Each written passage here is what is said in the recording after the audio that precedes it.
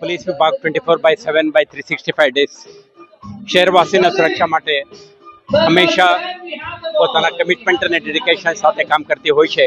આજે પોલીસ અધિકારી અને કર્મચારીઓ ખૂબ મોટી સંખ્યામાં અમારા ઘર આંગણે ભેગા થયા છે.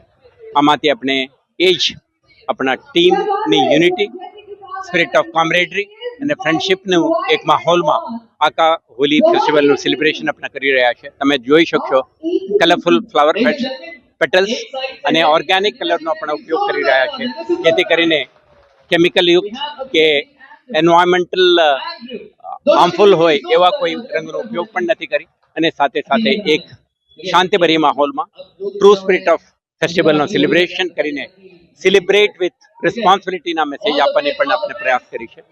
તો શહેરવાસીને પણ અનુરોધ છે, તમે આવા કેમિકલયુક્ત રંગથી દૂર રહો.